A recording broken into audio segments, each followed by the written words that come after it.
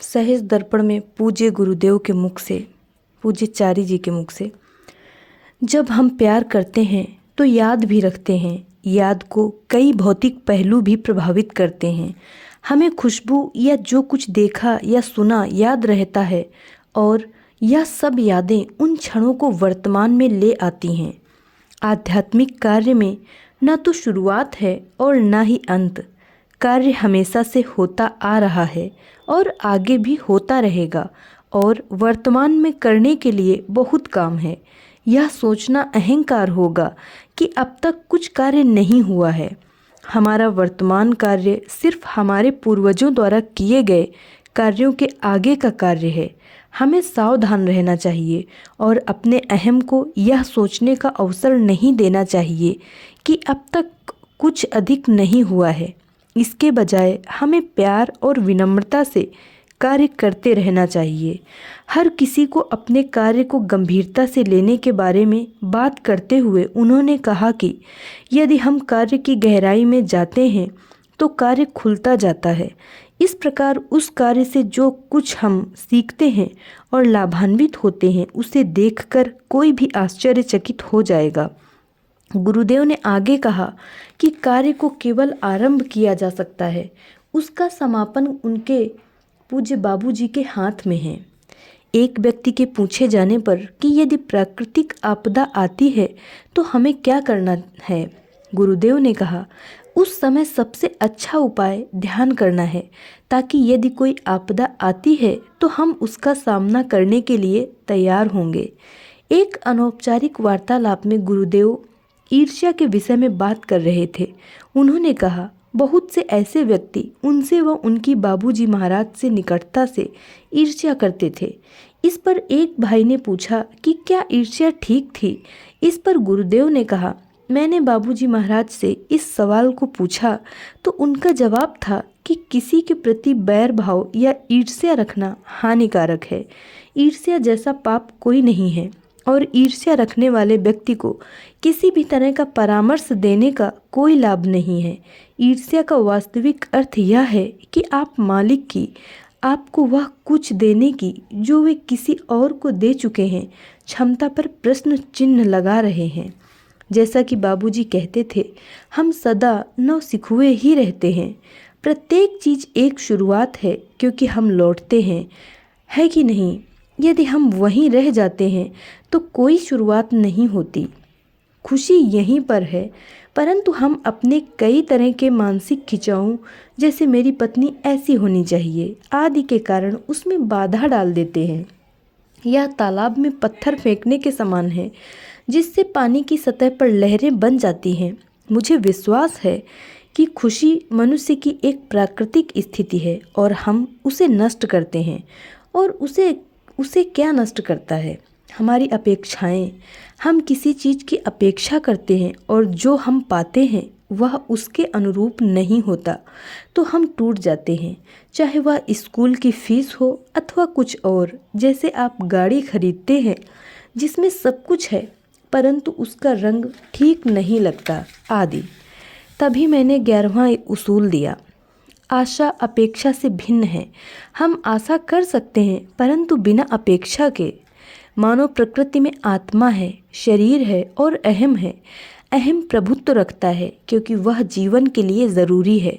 वह आपको बताता है मैं पहले हूँ। मान लीजिए मैंने अपने अस्तित्व को ही नहीं जानता या कोई मनोवैज्ञानिक चीज़ मुझ पर हावी हो जाती है तो मैं कुछ नहीं कर सकता, खाना भी नहीं मांग सकता, कुछ भी नहीं। अतः अहम अत्यंत महत्वपूर्ण है। जैसे जैसे यह विकसित होता जाता है यह सर्वोच्चता चाहता है। इसकी एक व्यक्ति के रूप में कल्पना कीजिए और आत्मा की एक अन्य इंसान के रूप में। आत्मा ईश्वरीय प्रकृति की होने के कारण विरोध नहीं करती, यह अधिकाधिक दबती जाती है और अहम उत्तेजित हो जाता है। यह हमारी 3 से 4 वर्ष की आयु से शुरू हो जाता है। मैं चाहता हूँ, मैं जानता हूँ। बच्चा अखबार हाथ में लेता है, मेरे बच्चे तुम इसे वैसे नहीं पढ़ सकते जैसे हम पढ़ सकते हैं, मैं जानता हूँ पिताजी आदि आदि। तो यह मानव प्रकृति नहीं है, यह मानव प्रकृति का एक अंश है। तभी हम इसकी सफाई कर पाते हैं। धीरे धीरे अहम परिष्कृत होता जाता है।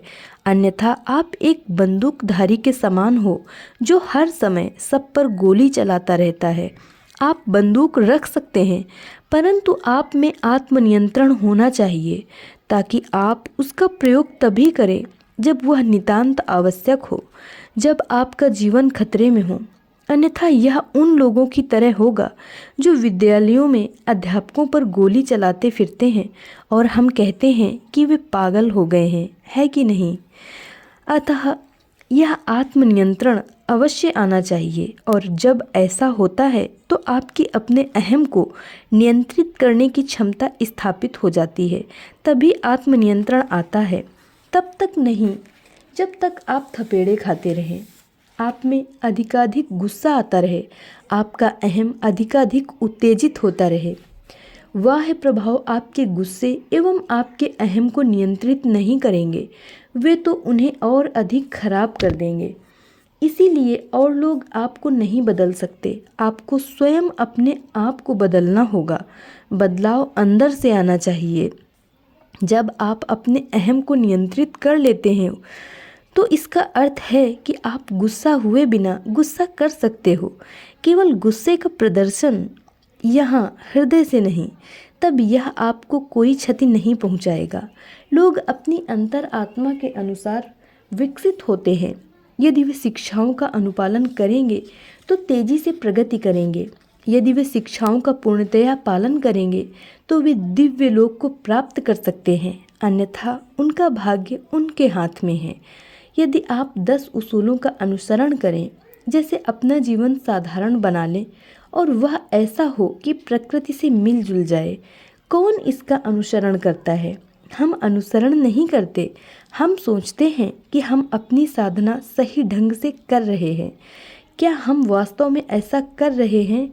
आप ध्यान के लिए बैठते अवश्य हैं, परंतु उन 30 या 40 मिनट के दौरान कितने मिनट आप वास्तव में ध्यान करते हैं? अधिकांश लोग अपनी फ़ोन कॉल्स के विषय में सोच रहे होते हैं, यद्यपि वे अपने फ़ोन बंद कर देते हैं, फिर भी यही सोचते रहते हैं कि उन्हें कौन सी कॉल आने वाली है। मेरा मतलब है कि यदि यह इतना ही महत्वपूर्ण है तो ध्यान के लिए मत आइए, है कि नहीं? अपने अंदर सादगी के लिए प्राकृतिक प्रेम पैदा करो, न कि यह कहो अरे मुझे सादा बनना चाहिए, मैं स्लेटी सूट के स्थान पर हरा सूट पहन लेता हूँ। यह सादगी नहीं है। रेलगाड़ी 2 पटरियों पर चलती है, उसे सोचना नहीं पड़ता, वह चलती जाती है। हमारे पास 2 पटरियों की तरह क्या है? प्रेम और भरोसा। यदि आपके पास दोनों हैं तो चिंता की और कोई बात नहीं। भरोसा शक का निवारण करता है। भरोसा आपको मायूसी की ओर जाने से बचाता है और प्रेम आपको आगे ले जाता है। वह प्रोत्साहन है। दिव्य लोक धरती की भांति उन्नति का मार्ग है। यहाँ भौतिक अस्तित्व से आगे बढ़ते हैं और वहाँ दिव्य लोक में हम आध्यात्मिक अस्तित्व से अनंतता की ओर जाते हैं।